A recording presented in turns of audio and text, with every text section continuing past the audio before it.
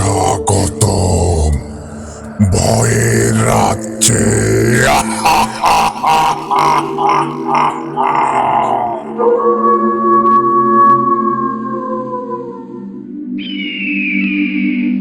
আসসালামু আলাইকুম বন্ধুগণ, সবাইকে স্বাগতম জানাচ্ছি ভূত আড্ডার ৫,০০০ স্পেশাল এপিসোড নাম্বার ৮। আজকে কিন্তু আপনাদের স্পেশাল এপিসোডের সর্বশেষ পর্ব, মানে আজকের ঘটনাটি দিয়েই আমাদের ৫,০০০ স্পেশাল শেষ হতে যাচ্ছে।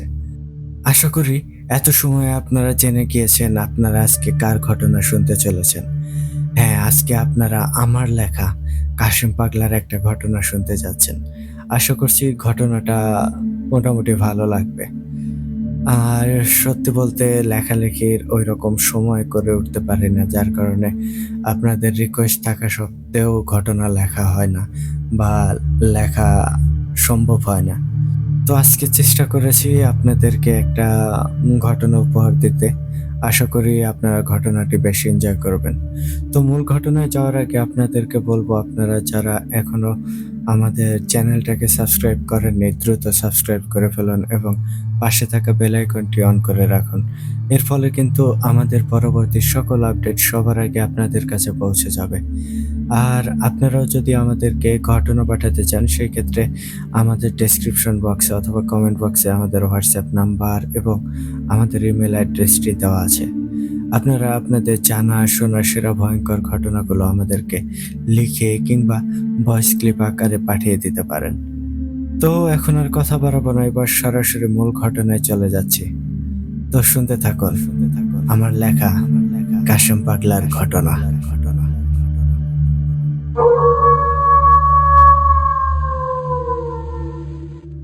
আসসালামু আলাইকুম প্রিয় শ্রোতা বন্ধুগণ, কেমন আছেন সবাই? আমি আপনাদের প্রিয় ভূত আড্ডার হোস্ট ইমরান এইচ খান বলছিলাম, মালয়েশিয়ার শাহ আলম নামক জায়গা থেকে। সত্যি বলতে অফিস মেনটেন করা, তারপর আবার চ্যানেলের কাজ করা, এর মাঝে তেমন একটা সময় পাই না ঘটনা লেখার জন্য। আপনারা অনেকেই রিকোয়েস্ট করেছেন যে আমার ঘটনা দেওয়ার জন্য, আর তাই এত ব্যস্ততার মাঝেও আপনাদের জন্য ঘটনা লিখতে বসলাম। আজকে আপনাদের জন্য নিয়ে এসেছি কাশেম পাগলার আরও একটা দুর্দান্ত ঘটনা। হ্যাঁ বন্ধুগণ, আজকে আপনারা শুনবেন কাশেম পাগলার একটা ঘটনা। আর শুরুতেই একটা কথা বলে নেই, আমার লেখার ধরন অনেকটাই তারাদাস বন্দ্যোপাধ্যায়ের তারানাথ তান্ত্রিকের ঘটনার মতো।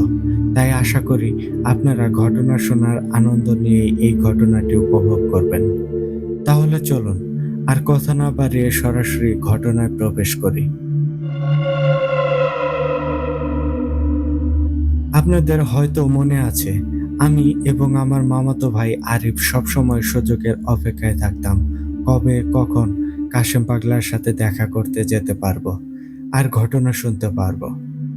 আমরা প্রায় প্রত্যেক সপ্তাহে একদিন কাশেম পাগলার বাড়িতে যেতাম এবং তার কাছে থেকে ভয়ঙ্কর সব ঘটনা শুনতাম। ঠিক তেমনই একদিন, সময়টা ছিল বৈশাখ মাসের মাঝামাঝি, প্রায় ঝড় বৃষ্টি হয়। তখন আমি ক্লাস 10-এ পড়ি। দিনটা ছিল বৃহস্পতিবার। আমাদের গ্রামের স্কুলগুলোতে সাধারণত বৃহস্পতিবার হাফ ডে ছিল এবং নানা রকম খেলাধুলা হতো। মাঝে মাঝে অবশ্য গানের প্রতিযোগিতাও হতো। সেদিন হাফ ডে স্কুল শেষ করে সরাসরি বাড়িতেই চলে আসলাম। এরপর ঠিক করলাম আজকে একবার কাশেম পাগলার সাথে দেখা করে আসব, কেননা সেখানে গেলেই বেশ মনোমুগ্ধকর ঘটনা শুনতে পাই। যেই ভাবা সেই কাজ। খাওয়া দাওয়া করে বের হলাম নানা বাড়ির উদ্দেশ্যে। বাড়িতে বললাম নানা বাড়ি যাচ্ছি। আম্মু তখন বলল তাড়াতাড়ি চলে আসার জন্য। আমি তখন বললাম দেখি সম্ভব হলে আসবো, নয়তো কাল আসবো। এরপর আম্মু কিছু বলার আগেই সাইকেল নিয়ে বেরিয়ে পড়লাম নানা বাড়ির উদ্দেশ্যে। নানা বাড়ি যেহেতু 2 গ্রাম পরেই ছিল, তাই প্রায় 30 মিনিটের মধ্যেই নানা বাড়িতে পৌঁছে গেলাম। আমার নানা অবশ্য মারা গেছেন অনেক বছর আগে। নানার বাড়িতে গিয়ে সবার সাথে সামান্য কুশল বিনিময় করে মামাতো ভাই আরিফকে বললাম, কিরে যাবি নাকি? তখন আরিফ বলল, যাবো না মানে? আমি তো 3 পায়ে খাড়া। তাড়াতাড়ি চল, মনে হচ্ছে বৃষ্টি হতে পারে। বৃষ্টি নামার আগেই পৌঁছাতে হবে। তখন আমি বললাম, আচ্ছা তাহলে তুই সাইকেল চালা, আমি এতক্ষণ চালিয়ে আসছি, এখন তুই চালা, আসার সময় আমি চালাবো নি। যেই কথা সেই কাজ। বাড়িতে বললাম ফুটবল খেলতে যাচ্ছি। প্রায় ২০-২৫ মিনিটের মধ্যেই আমরা পৌঁছে গেলাম কাশেম পাগলার বাড়ির সামনের ছোট্ট বাজারটায়। এরপর বাজার থেকে কয়েকটা সিঙ্গারা এবং পেঁয়াজু কিনে নিয়ে কাশেম পাগলার বাড়িতে প্রবেশ করলাম। অনেক উঁচু মাটির ভিটার ওপর কাশেম পাগলার ছোট্ট বাড়ি। ঘরের সামনে গিয়ে ডাক দিয়ে বললাম, কাশেম দাদা বাড়িতে আছেন নাকি? ভেতর থেকে জবাব আসলো, হ্যাঁ নাতি ভাইরা আসো, ভেতরে আসো। আমরা ঘরে প্রবেশ করতেই বন্ধুসুলভ হাসি মুখে কাশেম পাগলা বলল, আসো নাতিরা আসো, তোমাদের জন্যই অপেক্ষা করতেছিলাম। তখন স্বভাবতই আরিফ খোঁচা দিয়ে বলল, কেন দাদা, আপনি কি জানতেন আমরা আসব? আপনি তো দেখি অন্তর্যামী। জয় দাদা কাশেম পাগলার জয়। জবাবে কাশেম পাগলা কিছুটা রাগান্বিত স্বরে বলল, আমি বাপু কোনো অন্তর্যামী টামি না। মাথায় একটু সাধারণ জ্ঞান থাকলে এইসব ধারণা করা যায়। তোমরা সপ্তাহের এই দিনটাতেই আমার কাছে আসো, আর তার উপর আজকের আবহাওয়াটাও মেঘলা, ঘটনা শোনার জন্য উত্তম সময়। সেই ধারণা থেকেই অপেক্ষা করতেছিলাম। এমন সময় আমি দেখলাম অবস্থা বেগতিক হয়ে যাচ্ছে, তাই কথার প্রসঙ্গ পাল্টানোর জন্য বললাম, আরে দাদা, এত কষ্ট করে কি আপনাদের বউ শাশুড়ির যুদ্ধ দেখতে আসছে নাকি? এত কষ্ট করে আসলাম, ওই বসতে দেবেন, ভালো মন্দ জিজ্ঞেস করবেন, তা না আপনারা শুরু করলেন বাকযুদ্ধ। তখন কাশেম পাগলা আবারও হাসি মুখে বলল, আরে তাই তো, আসো আসো, আগে বসো, তারপর কও কি খবর তোমাকে। তখন আমি ঘরের বিছানায় বসতে বসতে বললাম, হইছে, আর ব্যস্ত হতে হবে না, এখন বলেন দাদা কেমন আছেন? কাশেম পাগলা স্বভাবতই বন্ধুসুলভ হাসি মুখে বলল, এই তো নাতি ভাই, ভালো আছি। তখন আমি কাশেম পাগলার হাতে বাজার থেকে কিনে আনা সিঙ্গারা আর পেঁয়াজুর প্যাকেটটা দিলাম। তখন কাশেম পাগলা সেগুলো নিয়ে একটা প্লেটে আমাদের সামনে পরিবেশন করলেন। আরিফ তখন বলল, দাদা, আজকে কোনো গল্প হবে নাকি? আপনার গল্প ছাড়া বৃহস্পতিবারের এই দিনটা বড্ড পানসে লাগে। এই কথা শুনে কাশেম পাগলা একটু গম্ভীর স্বরে বলল, আমি কোনো মিথ্যা বানোয়ার গল্প বলি না, যা বলি সব আমার জীবনের অভিজ্ঞতার কথা। গল্প শুনতে চাইলে অন্য কোথাও যাও। আমি দেখলাম অবস্থা অন্যদিকে যাচ্ছে, তাই কাশেম পাগলাকে ঠান্ডা করার জন্য বললাম, আরে দাদা, ওর কথা বাদ দেন তো, জানেনই তো ও আপনাকে একটু রাগাতে পছন্দ করে। ও বলে আপনাকে রাগালে নাকি আপনি আরো সুন্দর ঘটনা বলেন। তবে দাদা, আরিফ কিন্তু একটা কথা সত্যি বলেছে। তখন কাশেম পাগলা আমার দিকে কিছুটা কৌতূহলী দৃষ্টি দিয়ে জিজ্ঞেস করলো, ও আবার কি কথা সত্যি বলল? তখন আমি বললাম, এই তো দাদা, বৃহস্পতিবারের দিনটা সত্যিই আপনার ভয়ঙ্কর ঘটনা ছাড়া বড্ড বেমানান। তখন কাশেম পাগলা হাসতে হাসতে বলল, হইছে হইছে, এখন বলো কিসের ঘটনা শুনতে চাও? তখন আমি বললাম, দাদা, আজকে আপনার অভিজ্ঞতা থেকে একটা ভয়ঙ্কর ঘটনা বলেন। তখন কাশেম পাগলা বলল, ঠিক আছে তাই হবে, দাঁড়াও, আগে ঘটনার জোগাড় করে নেই। এই বলে কাশেম পাগলা উঠে গেল। আমরা তখন বুঝতে পারলাম কাশেম দাদা কোথায় যাচ্ছেন। হ্যাঁ, কাশেম দাদা তার কলকি প্রস্তুত করতে গেলেন। মিনিট কয়েকের মধ্যেই কাশেম দাদা হাতে নারিকেলের ছোবা আর মাটির বাঁশি নিয়ে ঘরে প্রবেশ করলেন। আমাদের সাথে অল্প স্বল্প কথা বলতে বলতেই প্রস্তুত হয়ে গেল বাঁশি। এরপর কাশেম দাদা জমিয়ে একটা টান দিয়ে ধোঁয়া ছাড়লেন। মুহূর্তের মধ্যেই ঘরময় ভরে গেল তামাক পাতার মোহমোহ গন্ধে। এরপর আরো একটা টান দিয়ে কলকিটা এক পাশে নামিয়ে রেখে আমাদের উদ্দেশ্যে বলল, নাতি ভাই, তোমরা বসো, আমি কল থেকে ঠান্ডা পানি নিয়ে আসি। মুহূর্তের মধ্যেই চলে গেল কাশেম পাগলা পানি আনার উদ্দেশ্যে।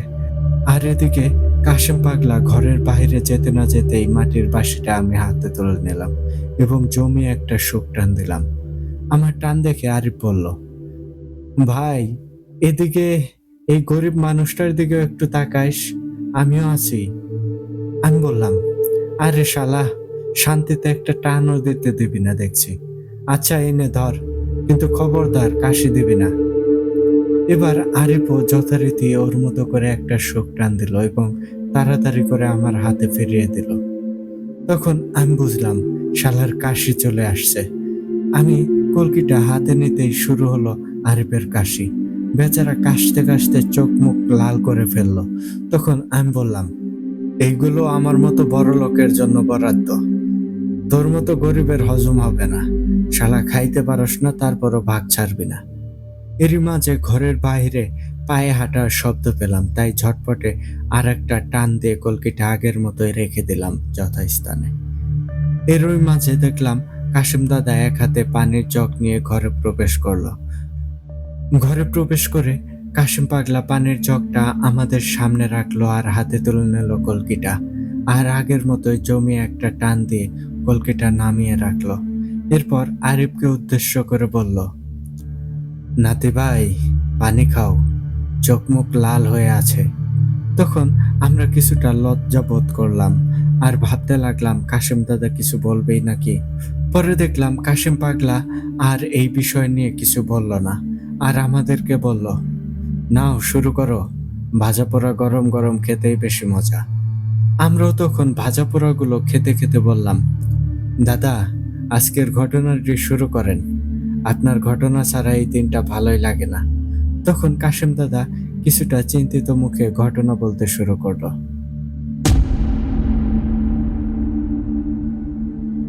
2 দিনের এই দুনিয়ায় আমাদের জীবদ্দশায় অতি সাধারণ একটা নিয়ম হচ্ছে জন্ম এবং মৃত্যু। তবে মৃত্যুর পরের জীবন সম্পর্কে আমরা যতটুকু জানি তা হলো জান্নাত বা জাহান্নাম। তবে নাতি ভাই, জানো কি, প্রকৃতি মাঝে মধ্যে এই মৃত্যুর পরবর্তী জগৎটাকেই যেন আমাদের এই জগতে ফুটিয়ে তোলে। কখনো কি শুনেছ মৃত মানুষেরা ফিরে আসে, তাও আবার বছরের একটা নির্দিষ্ট সময়ে? নিয়ম মাফিক তারা আসে এবং তাদের মনের রাগ, ক্ষোভ বা অসম্পূর্ণ কাজগুলো সম্পূর্ণ করার নেশায় মেতে ওঠে।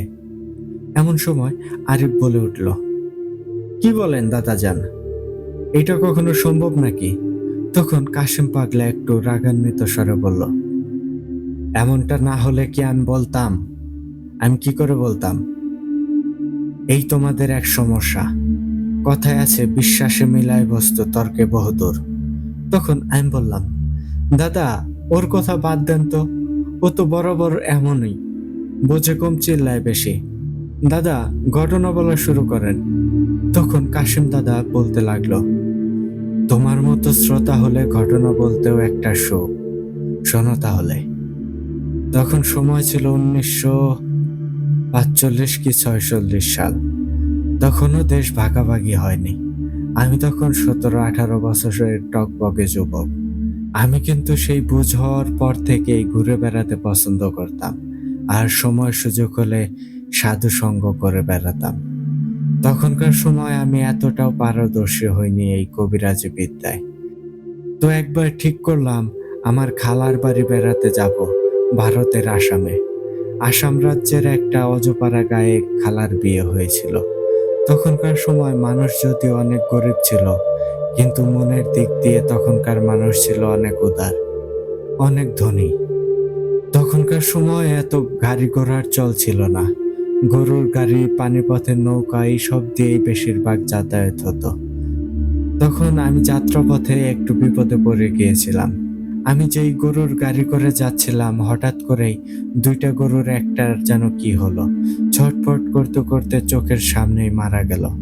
পরে অবশ্য মনে হয়েছিল গরুটিকে সম্ভবত সাপে কামড়ে দিয়েছিল, আর তার বিষেই তার মৃত্যু হয়েছিল।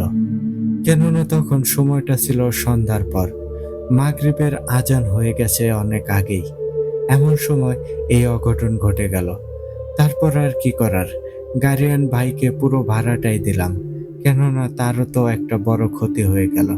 তারপর সেই গাড়িয়ান ভাই বলল, সামনে হেঁটে গেলে 4টা গ্রাম পরেই একটা নদীর ঘাট আছে, সেখান থেকে ছোট নৌকা করে বড় ঘাটে যেতে পারবেন।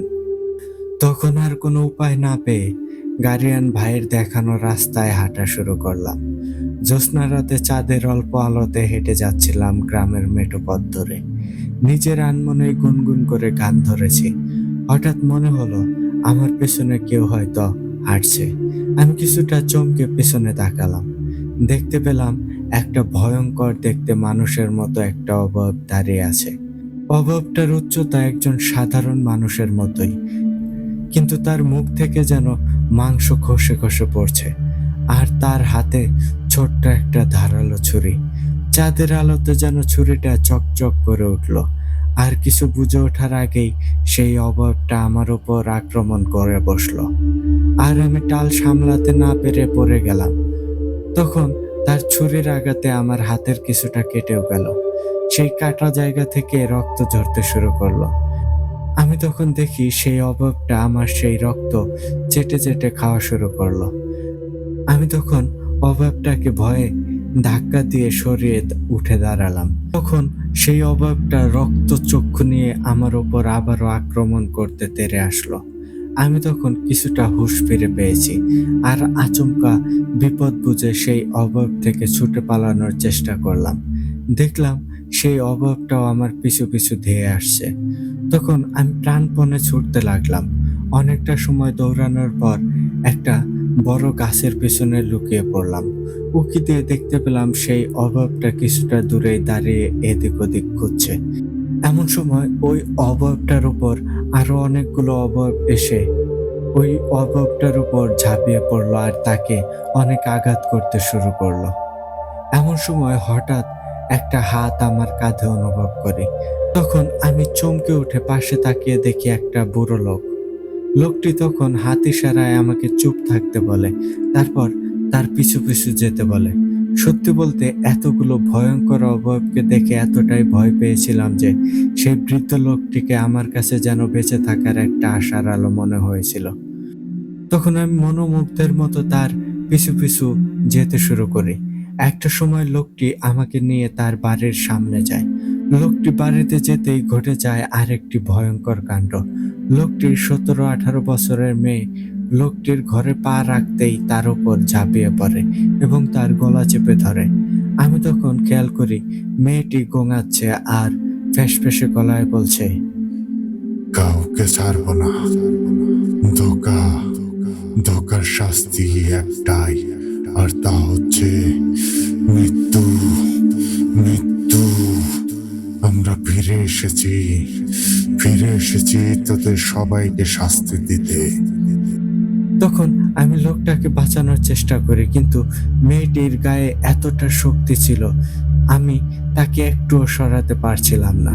এমন সময় একজন মহিলা ঘরের চৌকাঠে দাঁড়িয়ে চিৎকার দিয়ে ওঠে আর বলতে থাকে, কে কোথায় আছো গো? মেরে ফেললো, বাঁচাও, বাঁচাও।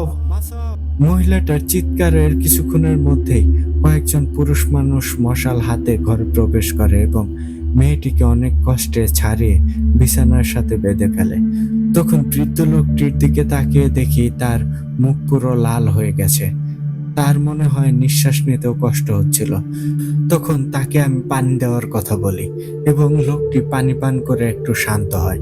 এরপর সেই আগন্তুক পুরুষ লোকগুলো বলল, তোমরা ঘরের দরজা জানলা ভালো কইরা বন্ধ কইরা রাখো। কাল সকালে বাকিটা দেখা যাইব। এখন আমরা যাই। আর তোমাকে ঘরের সামনে একটা মশাল রেখে গেলাম। আজকে রাইতে আর বাইরেও না। এই বলে লোকগুলো চলে গেল আর বৃদ্ধ লোকটির স্ত্রী অর্থাৎ সেই মহিলাটিও দরজা জানালা ভালো করে লাগিয়ে দিল। তখন আমি খেয়াল করলাম বৃদ্ধ লোকটির মেয়েটি, যাকে খাটের সাথে বাঁধা রাখা হয়েছিল, তার মুখ দিয়ে লালা ঝরছে আর অস্পষ্ট ভাষায় কি যেন বলছে। তখন সেই বৃদ্ধ লোকটি বলল, ইগো, এমনটা হইলো কিভাবে? তুমি কি ভুলে গেছিলা নাকি? আর একটু হলেই তো গেছিলাম, এমন ভুল কেমনে করলা? তখন সেই মহিলাটি বলল, সবই তো ঠিকঠাক ছিল। বাড়ির উঠানে কুপি জ্বালিয়ে রাখছিলাম, তো মনে হয় কোনো কুকুর বিড়াল সেটা ফেলে দিয়ে নিভিয়ে ফেলেছে। আমি একটু বাথরুমে গিয়েছিলাম। আর আপনি এত দেরি করে আসলেন কেন? জানেন না এই 2 দিন সন্ধ্যার পর বাইরে বের হওয়া নিষেধ? তখন বৃদ্ধ লোকটি বলল, আসলে গেছিলাম গঞ্জে। আসার সময় আমাগো ঘাটের নৌকা পাই নাই, তার পাশের গ্রামের নৌকায় উঠছিলাম। প্রথমে ভাবলাম আজকে আর যাওয়ানোর দরকার নাই, কিন্তু মনে হইল তোমরা চিন্তা করবা, আর যদি তোমাকে কোনো বিপদ হয় তাই চইলা আসলাম। যাক, এখন তো আইসা পড়ছি, কাল সকালে হুজুর রে ডাইকে আনমনি। এখন ওই পোলাডারে কিছু খাইতে দাও, বেচারা অগর সামনে পইরা গেছিল। এই বলে লোকটি আমার দিকে হাত ইশারা করে দেখায়। এবার মহিলাটি তার কাপড়ের আঁচল টেনে ঘোমটা ঠিকঠাক করে নিয়ে বলল, বাবাজি, এই পার্টিতে বসেন, আর আজকে বাইরে যাওয়া যাইব না, যা আছে কষ্ট করে খান। আর বৃদ্ধ লোকটিকেও আমার সাথে খেতে বলল। তখন সেই বৃদ্ধ লোকটি বলল, না, আমি এখন খাবো না, গঞ্জে থেকে কিছু খাইছিলাম, আর এখন খাওয়ার ইচ্ছাও করতেছে না, তুমি ওনারা খাইতে দাও। তখন মহিলাটি আমাকে খেতে দেয়। সত্যি বলতে অনেক ক্ষুধাও লেগেছিল তখন। তখন আমি খেয়ে দিয়ে বৃদ্ধ লোকটিকে বলি, চাচা, কি সমস্যা, এখানে এসব কি হচ্ছে?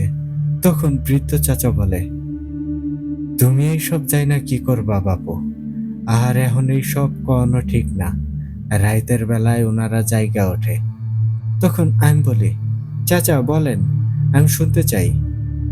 বলা তো যায় না, আল্লাহ কখন কার মাধ্যমে কার উপকার করেন, বলেন শুনি, কথায় কথায় সময়টাও পার হয়ে যাবেনি। তখন বৃদ্ধ লোকটি বলতে শুরু করেন, শোনো বাবা, এই অভিশাপটা শুরু হয়েছিল প্রায় 21 বছর আগে। এরা বছরের এই 2টা দিন কিভাবে যেন জীবিত হয়ে ফিরে আসে, আর এই যুদ্ধ হানাহানি শুরু করে। এই দিন আমরা এই গ্রামের কেউ সন্ধ্যার পর বাইর হই না।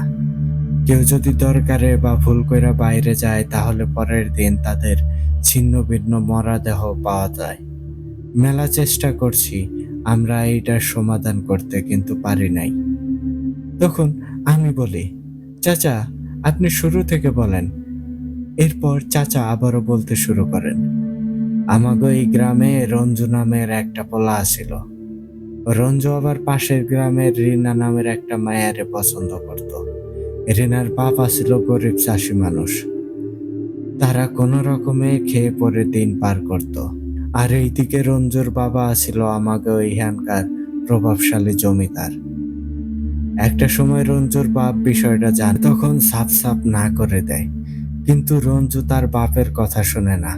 তখন রঞ্জুর বাপ রিনার বাপেরে অনেক হুমকি দামকি দেয়, আর চাষের জমিও কায়রা নেয়, কিন্তু তারপরও কোনো কাজ হয় না। রঞ্জু দিন দিন আরো বেশি বেপরোয়া হয়ে যায়। একটা সময় রঞ্জু সাফ সাফ তার বাপেরে বলে, যদি বিয়ে করি তো রিনারেই করবো, নয়তো কাউরেই করবো না, তোমার বংশ এই পর্যন্তই শেষ। কারণ রঞ্জু ছিল তার বাপ মায়ের একমাত্র সন্তান। তখন রঞ্জুর বাপ রঞ্জুরে এক প্রকার জোর কইরাই ঘরে বন্দি করে, কিন্তু রঞ্জু তো থাইমা থাকার পোলা না। সেও সুযোগ বুঝে তার বাপের 2 প্রহরীকে আঘাত করে পালিয়ে যায়। এরপর সোজা রিনার বাড়িতে যায় আর তারে নিয়ে পালায়া অন্য একটা এলাকায় চইলা যায়। তখন রঞ্জুর বাপ এইসব জানার পর রিনার বাপেরে আর মায়েরে সবার সামনে অনেক অপমান করে আর মারধর করে। বেচারা রিনার বাপ তো এর কিছুই জানতো না, আর জমিদারের লাঠিয়াল বাহিনীর সামনে মার হজম করা ছাড়া উপায়ও আসিল না। এরপর এইভাবেই সময় যাইতে লাগলো। একদিন রঞ্জুর চাচাতো ভাই শুভ জানতে পারলো ওদের খোঁজ। মূলত সে ওই গ্রামে হাটে গিয়েছিল। আর সেখানে রঞ্জুকে দেখে তার কাছে এগিয়ে যায়। তারপর ভালো মন্দ জিজ্ঞাসা করে, খবর নেয়, মনে মনে একটা ছকও আঁকে। শুভ রঞ্জুকে জানায়, আর চিন্তা করিস না, আমি চাচা চাচিরে রাজি করে তোদেরকে নিতে আসবো। এটা শুনে রঞ্জু তো বেশ খুশি হয়। এরপর রঞ্জুর ভাই শুভ সেদিনের মতো বিদায় নিয়ে চলে যায়। এদিকে রঞ্জুর ভাই শুভ বাড়িতে যায় তার নিজের বাবা অর্থাৎ রঞ্জুর চাচার সাথে একটা ভয়ঙ্কর বুদ্ধি আটে। তারা ঠিক করে রঞ্জু আর রিনাকে ভুলিয়ে ভালিয়ে একটা জায়গায় নিয়ে এসে খুন করবে, আবার রঞ্জুর বাবাকেও ভুলিয়ে ভালিয়ে পরপারে পাঠিয়ে দেবে। এর ফলে সমস্ত সম্পত্তির মালিক তারা হয়ে যাবে। যেই ভাবা সেই কাজ। একদিন প্ল্যান অনুযায়ী রঞ্জুর চাচা অর্থাৎ শুভর বাবা চলে গেল রঞ্জু আর রিনাকে ফিরিয়ে নিয়ে আসতে। কারণ তারা জানতো শুভর বাবাকে দেখলে রঞ্জু আর রিনা বেশি বিশ্বাস করবে, যার ফলে কাজটা করতে সহজ হয়ে যাবে। আর ওদিকে শুভ গেল রঞ্জুর বাবা মায়ের কাছে আর বলল, চাচা, চাচি যান, আর কতদিন ছেলেটার উপর রাগ করে থাকবেন? আপনার ছেলেকে কে বা কারা অনেক মারধর করেছে। সে খুবই অসুস্থ, আর এই মুহূর্তে খেয়ে না খেয়ে দিন যাপন করছে। আমি দূরের ওই হাটে গিয়েছিলাম, পরে ওদের অবস্থা দূর থেকেই দেখে এসেছি। ওদেরকে মাফ করে দিয়ে ফিরে নিয়ে আসুন। তখন রঞ্জুর বাবা মায়ের মনটা একটু নরম হয়ে যায়, আর তারা তখনই শুভর সাথে বেরিয়ে পড়ে রঞ্জু আর রিনাকে ফিরিয়ে আনতে। আবার অন্যদিকে রঞ্জুর চাচা অর্থাৎ শুভর বাবা চলে যায় রঞ্জুর কাছে আর তাদেরকে বলে, বাবা রঞ্জু, তোর বাপটা আর বাঁচবো না মনে হয়, খুব অসুস্থ, আর তগরে মাইনা নিছে, আমাকে পাঠাইছে তগরে নিয়ে যাইতে। চলো, হাতে সময় কম, তাকে এখন একটা জায়গায় নিয়ে চিকিৎসা দেওয়া হচ্ছে, জানি না গিয়ে পাবো কিনা। তখন রিনা রঞ্জুকে রাজি করালো এবং বেরিয়ে পড়লো সেখানে যাওয়ার জন্য। তখন রিনা আর রঞ্জুকে নিয়ে তার চাচা একটা জঙ্গলের পথ ধরে রওনা শুরু করে। প্রায় ঘন্টাখানেক পর রিনা আর রঞ্জুকে নিয়ে একটা পুরনো বাড়ির সামনে আসে। তারপর রঞ্জুর চাচা বলে, এইখানেই ভেতরে ভাইজানের চিকিৎসা হচ্ছে, চল ভেতরে চল। এরপর ভেতর প্রবেশ করতেই রিনা আর রঞ্জুকে কয়েকজন লোক ঘিরে ধরে, আর কিছু বুঝে ওঠার আগেই তাদেরকে আলাদা আলাদা করে বেঁধে ফেলে। ওদিকে শুভ রঞ্জুর বাবা মাকে নিয়ে জঙ্গলের রাস্তা দিয়ে যেতে থাকে। তখন রঞ্জুর বাবা জিজ্ঞেস করে, কি ব্যাপার শুভ, এটা কোন রাস্তায় নিয়ে যাচ্ছ?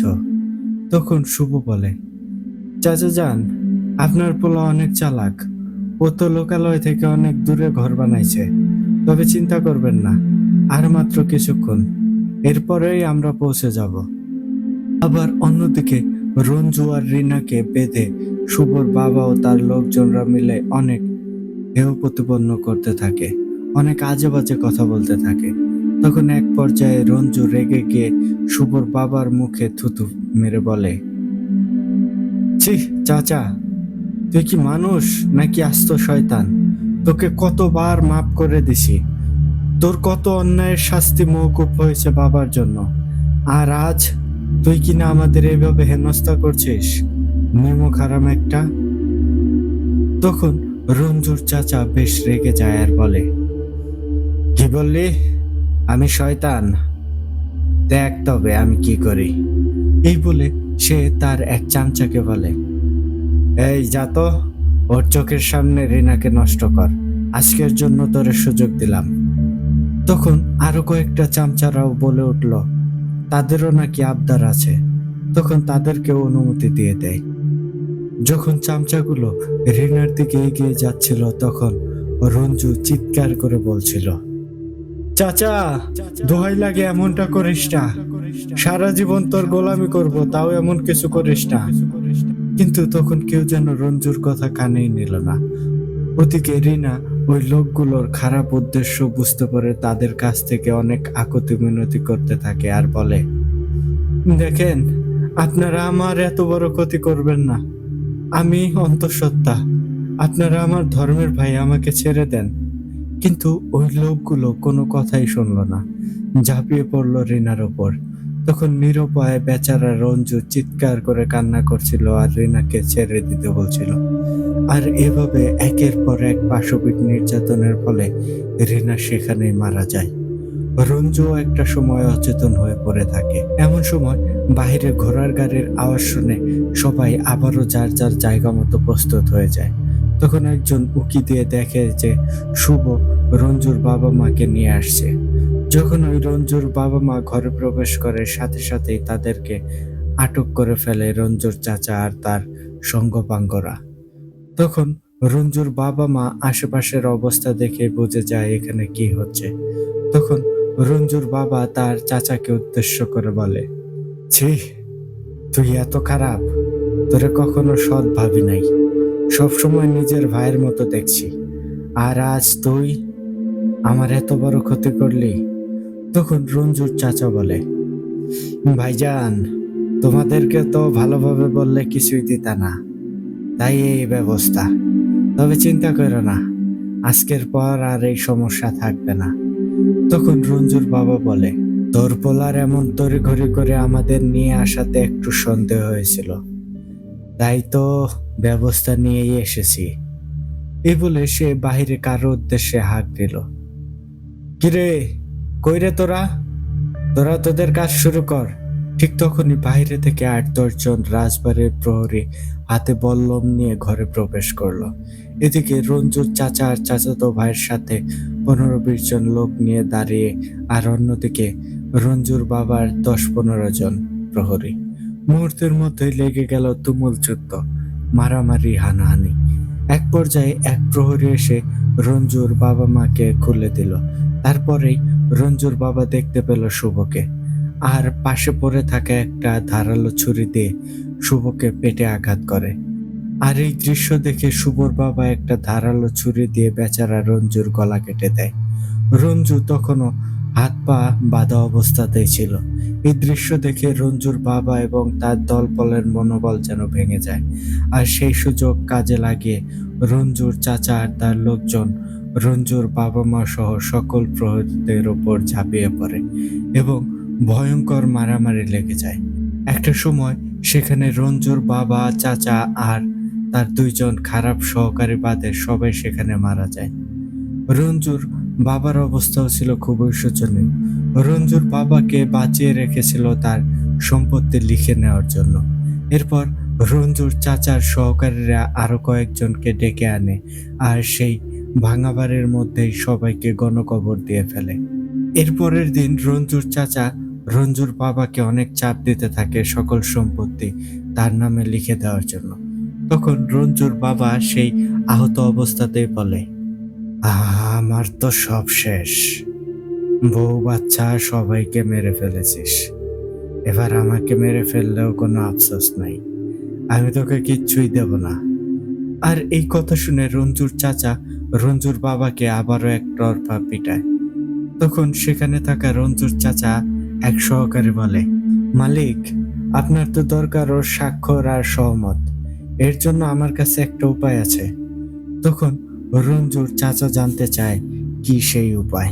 তখন সেই লোক বলে, মালিক, আমার জানা একজন ভয়ঙ্কর তান্ত্রিক আছে।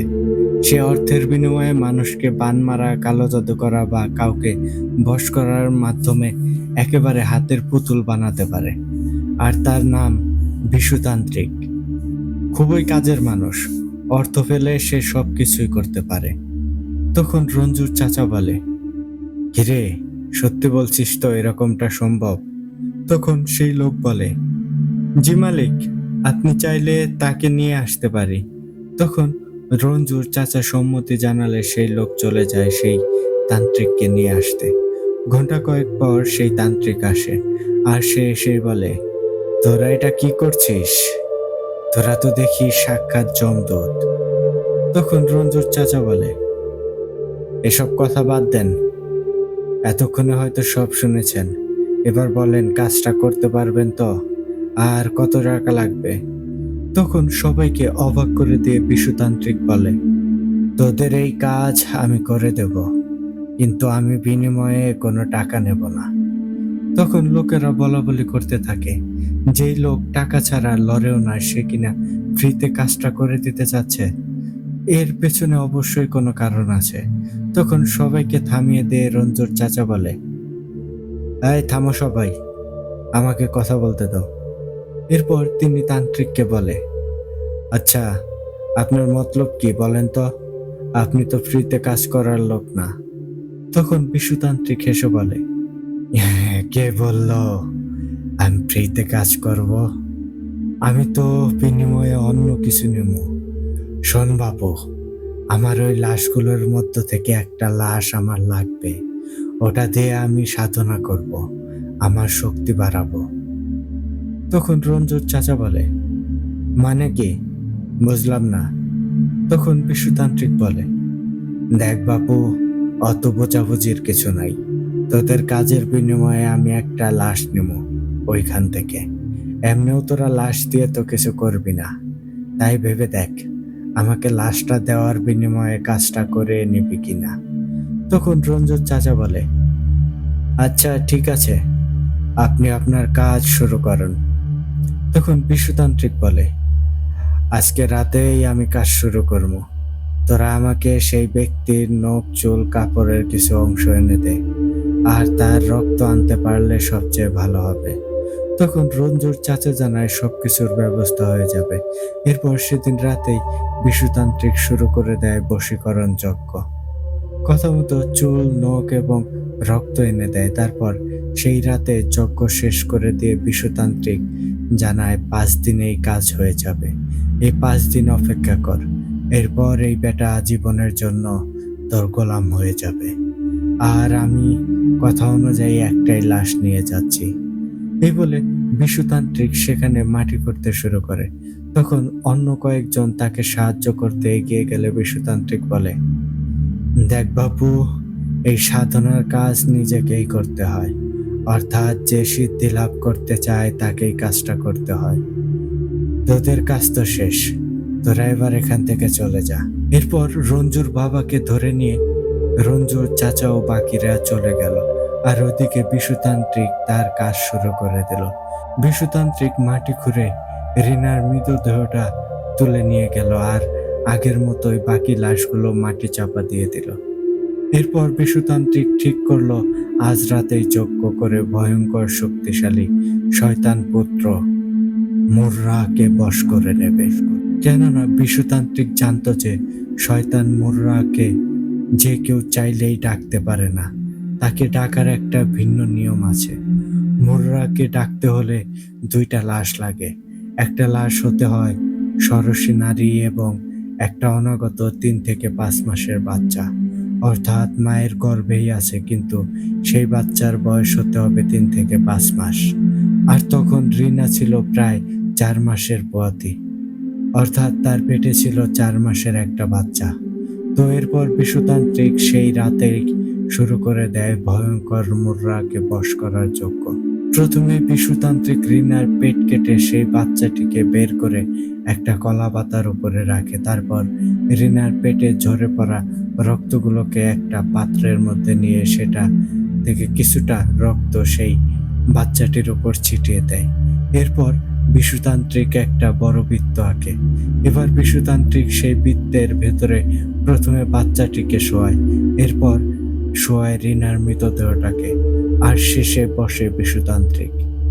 এবার বিশুতান্ত্রিক কিছু কাঠ একত্রে করে তার মাঝে আগুন জ্বালিয়ে যজ্ঞ শুরু করে দেয়।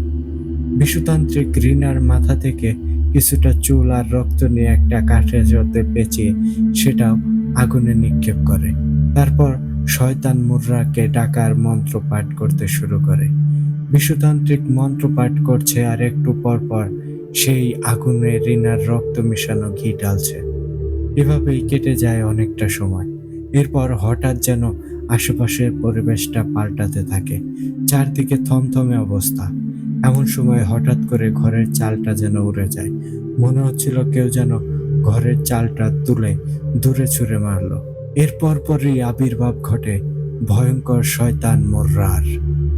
সে কি ভয়ঙ্কর সুরাত, বিশাল দেহী শরীর, আর তার পা মনে হচ্ছিল 4টা, আর তার মাথা ছিল বিশাল বড় বাঁকানো 2টা শিং, আর সেই শিং দিয়ে আগুন জ্বলছিল। তার মুখে ছিল বড় বড় 2টা দাঁত, আর একটু পর পর তার মুখ থেকে সাপের মতো লিকটিকিয়ে বেরিয়ে আসছিল তার জিহ্বা। এবার বিশুতান্ত্রিক ভয়ে ভয়ে বলে, প্রভু, আপনি এসেছেন, আমি ধন্য। আমি আপনার জন্য ভোগের ব্যবস্থা করেছি, ভোগ গ্রহণ করুন। তখন শয়তান মোররা 4 পায়ে ভর করে কিছুটা এগিয়ে আসে। তারপর সে হা করতেই তার মুখ থেকে সাপের মতো জিহ্বাটা বেরিয়ে আসে, আর সেই কলাপাতার উপরে রাখা বাচ্চাটিকে তুলে নিয়ে মুখে পুরে নেয়। এরপর সেটি খাওয়া শেষ করে আবারও জিহ্বাটা বেরিয়ে আসে আর রিনার দেহটাকে মুখে পুরে নেয়। আর তখনই ঘটে বিপত্তি। শয়তান মুররা ভয়ঙ্কর একটা গর্জন দিয়ে রিনার লাশটা মুখ থেকে বের করে ছুঁড়ে মারে বিশুতান্ত্রিকের ওপর। বিশুতান্ত্রিক লাশের বাড়ি খেয়ে ছিটকে দূরে গিয়ে পড়ে। তখন শয়তান মুররা ভয়ঙ্কর কণ্ঠে বলে ওঠে, এই জানোয়ারের বাচ্চা, তুই আমার শক্তি নষ্ট করছস। তোর এই ভোগের দেওয়াটার মধ্যে অনেকগুলো আদম সন্তানের নাপাক পানি ছিল, আর মেয়েটার মলমূত্র ত্যাগ করেছিল। তুই এই অবস্থায় আমাকে ভোগ দিছস। তোর জন্য আমি আমার শক্তি হারাতে যাচ্ছি। তোর কারণে আমি আগামী 200 বছর সাধারণ জীবন যাপন করব। আমি তোকে মেরেই ফেলবো। এই বলে শয়তান মুররা বিশুতান্ত্রিককে 2টা আছাড় দেয়। এতে বিশুতান্ত্রিকের অবস্থা খুবই খারাপ হয়। হাত পায়ের ও বুকের পাঁজরের হাড্ডি যেন ভেঙে যায়, মুখ দিয়ে রক্ত চলে আসে। এরপর শয়তান মুররা আবারও বিশুতান্ত্রিককে ধরতেই যাবে, তখন দূরের একটা মসজিদ থেকে আজান ভেসে আসে। তখন শয়তান মুররা যেতে যেতে বলে যায়, তোকে আমি ছাড়বো না। আমি এক জায়গায় 2বার আসি না, তবে তোকে এর শাস্তি ভোগ করতেই হবে। এখানে যতগুলো লাশ মাটি চাপা আছে, এরা সবাই প্রতি বছর 2 রাতের জন্য জেগে উঠবে আর তোদের ওপর প্রতিশোধ নেবে। প্রস্তুত থাকিস। এই বলে শয়তান মুররা চলে যায়। ওদিকে বিশুতান্ত্রিক যেন লড়াচড়াও করার শক্তি ছিল না। কোনো রকমে গড়িয়ে গড়িয়ে সে ঘরের বাইরে আসে এবং সেখানেই পড়ে পড়ে কাতরাতে থাকে। একটা সময় সকাল হয়, তখন রঞ্জুর চাচা সেখানে আসে পরিস্থিতি দেখার জন্য। তখন সে এসে বিশুতান্ত্রিকের এই অবস্থা দেখে তাকে তুলে বসায় এবং পানি খেতে দেয়। বিশুতান্ত্রিক তখন পানিটাও ঠিক মতো খেতে পারছিল না। এরপর অনেক কষ্টে একটু পানি খায় এবং তারপর ধীরে ধীরে বলে, তোদের সামনে অনেক বড় বিপদ আসতে চলেছে। আমি হয়তো আর বাঁচব না, তবে তোরা সাবধানে থাকিস। এরপর সবকিছু বিস্তারিত বলতে বলতে বিশুতান্ত্রিক মারা যায়। এরপর রঞ্জুর চাচার লোকজন মিলে বিশুতান্ত্রিকের লাশটা তার বাড়িতে দিয়ে আসে। এদিকে রঞ্জুর চাচা বিশুতান্ত্রিকের বলার শেষ কথাগুলো নিয়ে ভাবতে থাকে, কিন্তু সে ভেবে কিছুই পায় না। এরপর সন্ধ্যা নামতেই শুরু হয়ে যায় মহাবিপর্যয়। রঞ্জুর বাবাকে ধরে নিয়ে রঞ্জুর চাচা ও তার লোকজন একটা আস্তানায় যেতে থাকে। চারপাশে অন্ধকার আর গাছগাছালির সমাহার, মাঝখান দিয়ে তারা যাচ্ছে। হঠাৎ করে রঞ্জুর বাবা রঞ্জু বলে চিৎকার দিয়ে দৌড়াতে শুরু করে। তখন অন্যরা সেদিকে তাকিয়ে দেখতে পায় রঞ্জু সহ তার বাবার লোকজন সেখানে দাঁড়িয়ে আছে। রঞ্জুর বাবা সেদিকেই দৌড়ে যাচ্ছে। এমন সময় সেখানে কোত্থেকে যেন রঞ্জুর চাচাতো ভাই শুভ চলে আসে। সবাই তো এই সব দেখে থতমত খেয়ে যায়, কেননা মৃত মানুষেরা আবার কিভাবে ফিরে এলো। তখন শুভ যে রঞ্জুর বাবাকে ধরে কয়েকটা আছাড় দেয়, যার ফলে রঞ্জুর বাবা সেখানেই মারা যায়। তখন সেখানে রঞ্জুর সাথে শুভর তুমুল যুদ্ধ লেগে যায়। একে একে সবগুলো মৃত মানুষেরা সেখানে ফিরে আসে আর যুদ্ধ শুরু করে দেয়। এই অবস্থা দেখে সেখান থেকে রঞ্জুর চাচা আর কয়েকজন লোক দৌড়ে পালিয়ে আসে। এরপর সে ফিরে এসে রঞ্জুর বাবার সকল সয় সম্পত্তির ভোগ দখল করে নেয় আর সাধারণ মানুষকে বোঝায় যেহেতু রঞ্জুর পরিবারের কেউ বেঁচে নেই, তাই এই সব কিছুর মালিক সে। কিন্তু সেই মৃত মানুষ ফিরে আসার কথাটা সবার থেকে লুকিয়ে যায়। 2 দিন পার হওয়ায় সবকিছুই স্বাভাবিক লাগছে। এভাবেই কেটে যায় প্রায় 1টা বছর। 1 বছর পর ঠিক একই দিনে আবারও ঘটে অঘটন। সেদিন রঞ্জুর চাচা গিয়েছিল অন্য একটা গ্রামে দাওয়াত খেতে। সাথে অবশ্য 2-4 জন পেয়াদাও ছিল। সে মূলত ভুলেই গিয়েছিল সেই অভিশপ্ত দিনের কথা। তারা যখন বাড়িতে ফিরেছিল তখন সন্ধ্যা পার হয়ে রাতের আঁধার নেমেছে। তারা যখন গ্রামের পাশের জঙ্গলের রাস্তা ধরে আসছিল তখন হঠাৎ সেখানে রঞ্জু আর তার দলের লোকজন তাদেরকে ঘিরে ধরে। রঞ্জুকে আর তার বাকি লোকেদের দেখেই তো রঞ্জুর চাচা ভয়ে থতমত খেয়ে যায়। রঞ্জুকে দেখতে তখন অনেক ভয়ঙ্কর দেখাচ্ছিল। রঞ্জুর মুখ থেকে যেন মাংস খসে খসে পড়ছিল, চোখগুলো রক্তের মতো লাল। তখন রঞ্জুর চাচা কিছু বলতে নিলে রঞ্জু খপ করে তার গলা চেপে ধরে আর তাকে উঁচু করে ফেলে।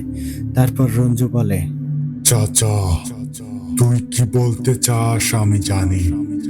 সেদিন আমিও অনেকবার তোদের কাছে অনুরোধ করেছিলাম, কান্না করেছিলাম, কিন্তু তোরা আমাদেরকে একটুও দয়া দেখাস নাই। আমাদেরকে তো মারলি, সেই সাথে আমার রোনা আর অনাগত সন্তানকে দিয়ে এই কালো জাদু করে আটকে ফেলেছিস। তোদের কোনো ক্ষমা নেই। এই বলে তার গলাটা টান দিয়ে ছিঁড়ে ফেলে, আর অন্যরা সেই পেয়াদাদের ওপর ঝাঁপিয়ে পড়ে। আর সেই সময় শুভ আর তার দলের লোকজন এসে ঝাঁপিয়ে পড়ে সবার ওপর। এর ফলে সেখানে আবারও লেগে যায় ভয়ঙ্কর যুদ্ধ। এই যুদ্ধ সারা রাত চলে। সেই যুদ্ধে রঞ্জুর চাচার পেয়াদা সকলেই মারা যায়, শুধু একজন পালিয়ে আসতে পেরেছিল। তবে সে অনেক আহত ছিল। সে এসে গ্রামের সকলকে বিষয়টা বলে, কিন্তু প্রথমে তারা ওই লোকের কথা বিশ্বাসই করে না। এর পরের দিন সন্ধ্যায় সেই গ্রামে হামলা করে সেই মৃত মানুষগুলো। এখানে মূলত শুভর আত্মা আর তার দলবল হামলা করেছিল। তখন সেখানে রঞ্জু ও তার দলবলও চলে আসে আর শুভদের সাথে লড়তে থাকে।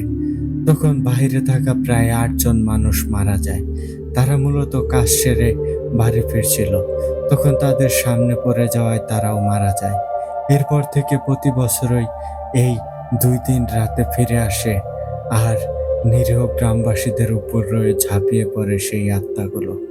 আর সেই দিন যেই পেয়াদা পালিয়ে এসেছিল সে ছিল আমার দাদা।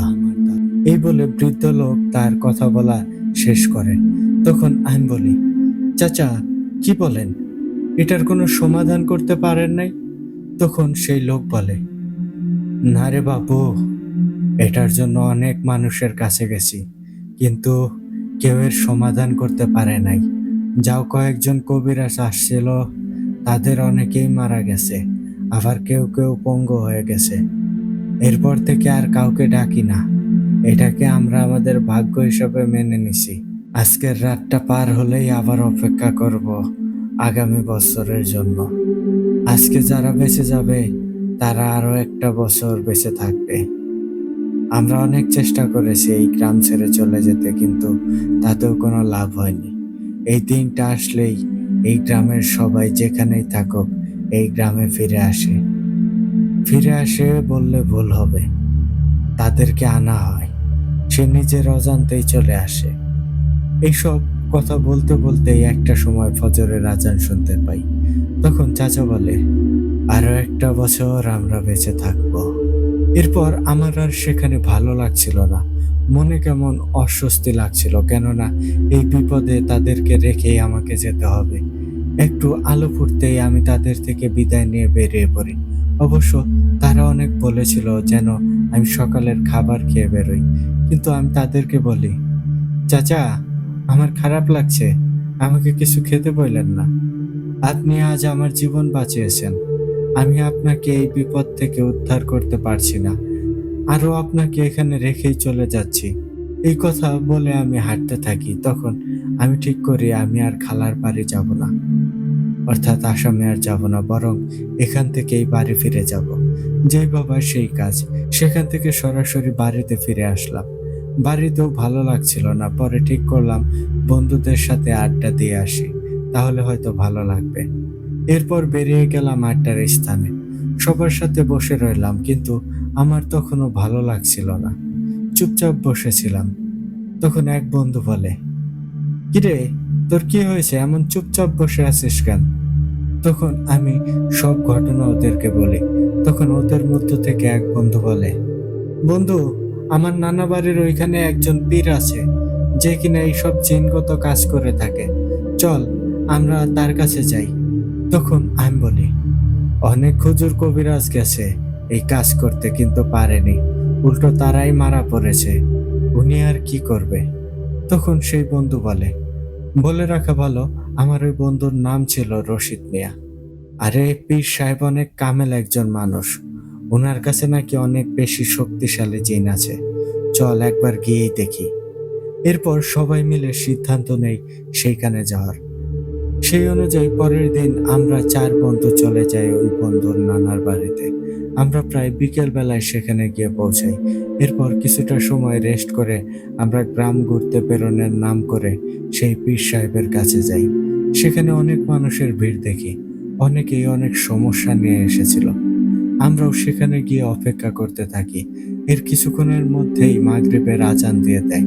তখন পীর সাহেব নামাজের জন্য চলে যান। নামাজ শেষ করে এসে আবারও রোগী দেখতে শুরু করেন। মাগরিবের পর থেকে যেন রোগীদের মধ্যে কি যেন ভর করলো। সব রোগীরাই হঠাৎ করে যেন হিংস্র হয়ে উঠল। দেখতে পেলাম কেউ কেউ নিজের চুল টেনে ছিঁড়ছে, আবার কেউ অকারণে হাসছে, আবার কেউ বা কাঁদছে। তখন পীর সাহেব সেই সবাইকে উদ্দেশ্য করে একটা ধমক দিয়ে বলে ওঠে, এই তোরা কি থামবে? আমার হইচই একদমই পছন্দ না, আমাকে বাধ্য করিস না চুপ করাতে। এরপর যেন সবকিছুই শান্ত হয়ে যায়। রোগী দেখতে দেখতে এশার আজান পড়ে। তখন পীর সাহেব বলে, আজকের মতো আপনারা চলে যান, আজ আর কারো চিকিৎসা করতে পারবো না, খুব দরকারি একটা কাজ পড়ে গেছে। তখন সবার সাথে আমরাও বের হতে নেই। তখন পীর সাহেব আমাদের উদ্দেশ্য করে বলে, এই যে তোমরা দাঁড়াও, আসো আমার সাথে নামাজ আদায় করো, তারপর তোমাদের কথা শুনবো। আমরাও তখন আর কথা না বাড়িয়ে পীর সাহেবের সাথে নামাজ পড়তে যাই। নামাজ শেষ করে আসার পর পীর সাহেব আমাদের সাথে নিয়ে রাতের খাবার খান। এরপর আমাদেরকে বলে, নাও এবার তোমরা বলতে শুরু করো। বলে রাখা ভালো, আমরা 4 বন্ধু রশিদ, মনির, সুমন আর আমি কাশেম। তখন আমার বন্ধু রশিদ মিয়া বলে, হুজুর ক্ষমা করবেন, আজ এমনিতেই অনেক রাত হয়ে গেল, বাড়ির মানুষ চিন্তা করবে। তখন পীর সাহেব বলে, চিন্তা করার প্রয়োজন নেই, আমি লোক পাঠিয়ে তোমার নানাকে বলে দিয়েছি তোমরা যে আমার এখানে আছো। সমস্যা নেই, আমার সহকারীরা তোমাদেরকে পৌঁছে দেবে। এখন বলতে শুরু করো। বলে রাখা ভালো, আমার বন্ধু রশিদের নানার বাড়ি ওই পীর সাহেবের বাড়ির কাছেই ছিল। তখন আমার বন্ধু সুমন বলে, কাশেম, যেহেতু তুই এইটা সামনাসামনি দেখছস, তাই তুই বল। এরপর আমি পীর সাহেবকে সালাম দিয়ে সবকিছু খুলে বলি, প্রথম থেকে সবটাই বলি। তখন পীর সাহেব বলে, আচ্ছা তোমরা এখানে বসো, আমি একটু আসছি। এটা বলে পীর সাহেব পাশের একটা ঘরে চলে যায়। প্রায় আধ ঘন্টা পর পীর সাহেব আমাদের সামনে আসে আর এরপর ভয়ঙ্কর কিছু কথা বলে। পীর সাহেব বলে, আমি আমার সহকারীদের মাধ্যমে জানতে পারলাম যে ওই গ্রামের ওই বাড়িটার একটা জায়গায় 3টা তাবিজ পোতা আছে। ওই তাবিজের মধ্যে রিনা এবং তার অনাগত সন্তানের রক্ত দিয়ে ভয়ঙ্করভাবে কালো জাদু করা হয়েছে। এখানে মূলত ওই কবিরাজ এক ঢিলে 2 পাখি মারতে চেয়েছিল। প্রথমত সে চেয়েছিল অনেক বেশি শক্তিশালী হতে, আর দ্বিতীয়ত সে চেয়েছিল ওই হত্যাকাণ্ডে জড়িত সবাইকে ঠিক একইভাবে মারতে। এর ফলে শত্রুও মরবে আর কবিরাজের এই লাশ দিয়ে কালো জাদুর করার ব্যাপারটাও গোপনই থেকে যাবে। এরপর বিশ্বতান্ত্রিক রিনা এবং তার অনাগত সন্তানের রক্ত দিয়ে ওই বাকি লাশগুলোর ওপর কালো জাদু করেছিল। আর ওই শয়তান পুত্র মুর্রাহর অভিশাপে এবং এই কালো জাদুর প্রভাবে তারা বছরের 2 দিনের জন্য ফিরে আসে আর হত্যাযজ্ঞ চালায়। আর এটা এভাবেই চলতে থাকবে যতদিন ওই গ্রামের মানুষ একেবারে শেষ হয়ে না যাচ্ছে। তখন আমার এক বন্ধু জিজ্ঞেস করে, হুজুর, এটা শেষ করার কি কোনো উপায় নেই? তখন পীর সাহেব বলেন, আছে একটা উপায়, তবে কাজটা কঠিন।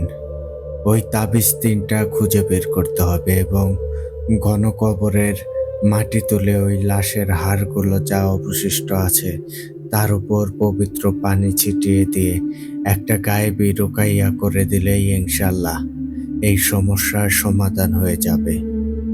তখন আমি বলি, হুজুর, তাহলে চলুন তাড়াতাড়ি এই সমস্যার সমাধান আগে করতে হবে, নয়তো ওই শয়তানগুলো ওই ভালো মানুষগুলোকেও মেরে ফেলবে। তখন পীর সাহেব বলেন, কাশেম, শান্ত হও। আর এই সমস্যা সমাধানের জন্য আমাদেরকে 1 বছর অপেক্ষা করতে হবে। শুধুমাত্র ওই 2 দিনেই এই কাজটা করতে হবে। তখন আরো অনেক কথা বলে আমরা পীর সাহেবের কাছ থেকে বিদায় নিয়ে চলে আসি। এরপর আবারও আমাদের দিনকাল স্বাভাবিক হতে শুরু করে। ধীরে ধীরে আমি যেন ভুলে যাই বিষয়টা। এভাবেই কেটে যায় প্রায় 1 বছর। হঠাৎ একদিন রাতে ঘুমিয়ে আছি, স্বপ্নে দেখতে পাই সেই পীর সাহেবকে। পীর সাহেব আমাকে স্বপ্নের মাঝে বলে, কাশেম, সময় এসে গেছে, ওই ঘটনাটির রীতি ঘটাতে হবে। আগামীকাল তুমি প্রস্তুত থেকো। তুমি আগামীকাল সকালবেলায় তোমার খালার বাড়ির কথা বলে বের হও, নয়তো বাড়ির মানুষ চিন্তা করবে। তুমি সরাসরি আমার এখানে চলে এসো, তারপর আমরা রাতে চলে যাব সেখানে। তুমি একাই এসো, তোমার বন্ধুদের এনো না, এতে তাদের বিপদ হতে পারে। এটাকে সাধারণ স্বপ্ন ভেবে ভুল করো না। তুমি কিন্তু অবশ্যই চলে এসো, আমি অপেক্ষায় থাকবো। এর পরপরই আমার ঘুমটা ভেঙে যায়। আমি তখন বিছানায় উঠে বসি আর ভাবতে থাকি, এটা কি আমার নিছকই স্বপ্ন ছিল, নাকি সত্যিই পীর সাহেব এসেছিল। এরপর আমি কিছুক্ষণ ভেবে মনস্থির করি সেখানে যাব। যেই ভাবা সেই কাজ। সকাল হতেই মাকে বলে বেরিয়ে পড়লাম। মা জানতো আমাকে নিষেধ করে লাভ নাই, কারণ একবার যেটা মাথায় চেপেছে ওটা আমি করবই করব। তাই মা আমাকে সাবধানে যেতে বলে বিদায় জানালো। তখন আমি সরাসরি পীর সাহেবের কাছে গেলাম। পীর সাহেবও আমাকে দেখে খুবই খুশি হলেন এবং বললেন, আমি জানতাম কাশেম তুমি আসবা। আসো, ভেতরে আসো, এখানে বসো, বিশ্রাম করো। আজ রাতেই আমরা বেরিয়ে পড়ব। তখন সেখানে গিয়ে বসি আর আমি বলি, হুজুর, কিছু প্রশ্ন মাথায় ঘুরপাক খাচ্ছে। যদি প্রশ্নগুলোর উত্তর পেতাম তাহলে ভালো হতো। তখন পীর সাহেব একটা মুচকি হাসি দিয়ে বলে, কাশেম, আমি জানি তুমি কি জানতে চাচ্ছ। আচ্ছা শোনো তাহলে, তোমার প্রথম প্রশ্ন, কেন তোমাকে আসতে বললাম? এটার উত্তর হচ্ছে, তোমাকে নিয়ে গেলে ওই গ্রামের মানুষকে সহজে বোঝাতে পারবো যে আমরা তাদের উপকার করতে এসেছি, আর আমাদের হাতে সময় যেহেতু কম। আর তোমার দ্বিতীয় প্রশ্ন, তোমাকে কেন একা আসতে বললাম, তোমার বন্ধুদেরকে কেন সাথে নিলাম না? এটার উত্তর হচ্ছে, তোমার মধ্যে আমি বিশেষ কিছু দেখতে পেয়েছি। তুমি ভবিষ্যতে কবিরাজি বিদ্যায় বেশ পারদর্শী হয়ে উঠবে, আর তাই তোমাকে সাহস বাড়াতে এবং কিছুটা অভিজ্ঞতা দেওয়ার জন্যই সাথে করে নিচ্ছি।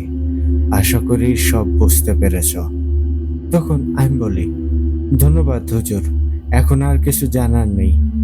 এরপর আমরা আরো অনেক কথা বলি। উনি আমাকে শুধু শরীর বন্ধ করার জন্য বিশেষ একটা দোয়া শিখিয়ে দেয় এবং বলে, রাতে এটা পরে শরীর বন্ধ করে নিতে। এভাবেই দুপুর গড়িয়ে সন্ধ্যা এবং সন্ধ্যা পেরিয়ে রাত হয়ে যায়। আমরা ঈশার নামাজ পড়ে খাওয়া দাওয়া করে প্রস্তুত হতে থাকি সেই গ্রামে যাওয়ার জন্য। তখন আমি বলি, হুজুর, এই রাতের বেলায় কিভাবে যাব? এত রাতে তো গাড়িও পাওয়া যাবে না। তখন পীর সাহেব বলে, কাশেম, আমরা একটা বিশেষভাবে সেখানে যাব, ভয় পেও না। আমার সহকারী খুব সহজেই আমাদেরকে সেখানে নিয়ে যেতে পারবে। এরপর আমরা সবকিছু নিয়ে বাড়ির বাইরে আসতেই দেখি একটা রাজকীয় ঘোড়ার গাড়ি দাঁড়িয়ে আছে, আর তার সামনে একটা সুঠামদেহী সুন্দর যুবক দাঁড়িয়ে আছে। সে আমাদেরকে দেখেই সালাম দেয় এবং গাড়িতে উঠতে ইশারা করে। তখন আমি আর পীর সাহেব গাড়িতে উঠে বসি। তারপর গাড়িটা ধীরে ধীরে চলতে শুরু করে।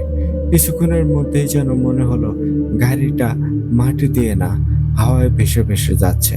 আমি বেশ কিছুটা ভয় পেয়ে যাই। তখন পীর সাহেব আমার অবস্থা দেখে বুঝতে পারে এবং আমাকে ভয় পেতে নিষেধ করে। এভাবেই বেশ কিছু সময় কেটে যায়। হঠাৎ একটা ঝাঁকি দিয়ে গাড়িটা থেমে যায়। তখন সেই যুবকটা গাড়ির দরজা খোলে এবং আমাদেরকে নামতে বলে। আমরাও নেমে পড়লাম। তখন সেই যুবক বলল, হুজুর, আপনি সরাসরি ওই বৃদ্ধ ব্যক্তির বাড়িতে যান এবং তার মাধ্যমে সবাইকে বিষয়টি জানান। কাল রাতেই কাজ শুরু করবেন বলে জানাবেন। এরপর পীর সাহেবকে সালাম দিয়ে এগিয়ে যেতে বলে। তখন পীর সাহেব আমাকে নিয়ে সামনের দিকে এগিয়ে যেতে শুরু করে। পীর সাহেব আমাকে জিজ্ঞেস করে সেই বৃদ্ধ লোকটির বাড়ি কোথায়, আর সেখানে তাকে নিয়ে যেতেও বলে। আমিও তখন পীর সাহেবকে নিয়ে ওই বৃদ্ধ লোকটির বাড়ির দিকে যাই। বাড়িতে গিয়ে দরজায় টোকা দিতেই সেই বৃদ্ধ লোকটি দরজা খুলে দেয়। আমাকে দেখেই চিনতে পারে সে। তখন আমি তাকে জড়িয়ে ধরে বলি, চাচা, কেমন আছেন আপনি? তখন লোকটি বলে, আলহামদুলিল্লাহ বাবা, ভালো আছি। তুমি কেমন আছো? আর এই অসময়ে তুমি কোথা থেকে আসলে? তখন আমি বলি, চাচা, আলহামদুলিল্লাহ, আমিও ভালো আছি। আর আমি এই পীর সাহেবকে নিয়ে এসেছি আপনাদের এই গ্রামের সমস্যাটার সমাধান করতে। আপনার সাহায্য লাগবে। তখন পীর সাহেবের দিকে তাকায় লোকটা এবং সালাম দেয় আর বলে, আমি আপনাদেরকে কিভাবে সাহায্য করতে পারি? তখন পীর সাহেব বলেন, ভাই, আপনাকে একটু গ্রামের সবাইকে এক করতে হবে এবং সবাইকে জানাতে হবে। আমাদের হাতে কিন্তু বেশি সময় নেই। আর তাই আগামীকাল সকালে সবাইকে এক জায়গায় করবেন। বাকিটা আমি বলে দেব। তখন সেই বৃদ্ধ লোক বলে, আচ্ছা, আপনারা ঘরে এসে বসুন। আমি এখনই সবাইকে জানিয়ে আসছি। গ্রামে তো তেমন বেশি মানুষ জীবিত নাই। তখন আমি বলি, চাচা, আমিও আপনার সাথে আসি। তখন চাচা বলে, না না বাবা, তোমার আশা লাগবে না, আমিই পারবো। তোমরা একটু বিশ্রাম করো, আমি আসতেছি। তখন বৃদ্ধ লোকটি আমাদেরকে ঘরে বসতে দেন এবং তার স্ত্রীকে বলেন আমাদেরকে পানি দিতে। এরপর সে বেরিয়ে পড়ে। প্রায় 25 মিনিট পরে বৃদ্ধ লোকটা ফিরে আসে এবং জানায় সবাইকে জানানো হয়েছে। তখন লোকটি বলে, আপনারা তাহলে আর একটু বিশ্রাম করুন। আমার স্ত্রী কিছু রান্না বান্না করুক, তারপর খেয়ে দিয়ে ঘুমাবেন। তখন পীর সাহেব বলেন, ভাই, আপনাকে ব্যস্ত হতে হবে না, আমরা খেয়ে এসেছি। এখন আমাকে কি একটা ফাঁকা ঘরের ব্যবস্থা করে দিতে পারেন? এই সমস্যার বিষয়ে কিছু খোঁজ খবর নিতে হবে। তখন বৃদ্ধ লোকটি বলে ওঠে, জি হুজুর, কাচারি ঘরটা ফাঁকা আছে, আপনি বরং সেখানেই কাজটা করুন। লোকটি তখন আমাদেরকে একটা ঘরে দিয়ে আসে। তখন পীর সাহেব বলে, কাশেম, তোমাকে সাথে নিয়ে আসলাম যাতে করে এরপর তুমি আরো বেশি সাহসী হও। আমার পাশেই বসে থাকবে। আর হ্যাঁ, অস্বাভাবিক কিছু দেখলে ভয় পেও না। আমি আমার একটা জিন বন্ধুকে ডাকবো, তার সাথে কথা বলবো। তুমি কিন্তু ভয় পেও না, সে খুবই ভালো একজন জিন। তখন আমি চুপচাপ পীর সাহেবের পাশে বসে রইলাম।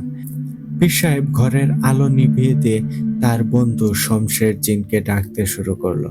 কিছুক্ষণের মধ্যেই ঘরটা শীতল হতে শুরু করলো, আর সেই সাথে মিষ্টি একটা সুঘ্রাণে ভরে গেল ঘরটা। অন্ধকার ঘরে কিছুক্ষণ পরে একটা পুরুষালী কণ্ঠের ছালাম ভেসে আসলো। তারপর কণ্ঠটা বলল, হুজুর, কেমন আছেন? তখন পীর সাহেব বলল, আলহামদুলিল্লাহ, আমি ভালো আছি। আপনি কেমন আছেন শমশের? তখন শমশের জিন বলল, আলহামদুলিল্লাহ হুজুর, আল্লাহ পাক আমাকে ভালো রেখেছেন। বলেন হুজুর, এখন কি করতে পারি আপনার জন্য? তখন পীর সাহেব বলে, শমশের, আপনি এখন ওই শয়তানের বিষয়ে আরো গভীরভাবে খোঁজ করেন, আর সেই সাথে আপনার কিছু সৈনিক জিনেদের নিয়ে আসবেন। সম্ভব হলে আমাকে আজ রাতেই জানাবেন। তখন শমশের জিন বলে, ঠিক আছে হুজুর, আমি আমার যথাসাধ্য চেষ্টা করব। এরপর সালাম দিয়ে শমশের জিন চলে যায়। এরপর আমি শুয়ে পড়ি আর পীর সাহেব জায়নামাজে দাঁড়িয়ে তাহাজ্জুদের নামাজ পড়েন। একটা সময় আমি ঘুমিয়ে যাই। সকালে ঘুম ভাঙতেই দেখি বাড়ির উঠানে অনেক মানুষের সরগম শোনা যাচ্ছে। তখন আমি বাইরে বের হয়ে দেখি গ্রামের সব মানুষ সেখানে একত্র হয়েছে এবং পীর সাহেব তাদের সামনে দাঁড়িয়ে আছে। তখন আমিও সেখানে গিয়ে দাঁড়াই। তখন পীর সাহেব বলতে শুরু করেন, ভাই সব, আপনারা আমার ডাকে এখানে এসেছেন, এর জন্য আপনাদেরকে ধন্যবাদ। আপনারা হয়তো জেনেছেন যে আমি এখানে কেন এসেছি। এখন এই কাজটা করতে হলে আপনাদের সাহায্য প্রয়োজন। আপনারা দয়া করে আজকে কেউ বাড়ির বাহিরে বের হবেন না। আপনারা আজকে সন্ধ্যার পর থেকেই যে যার যার ঘরে কোরআন তেলাওয়াত করবেন।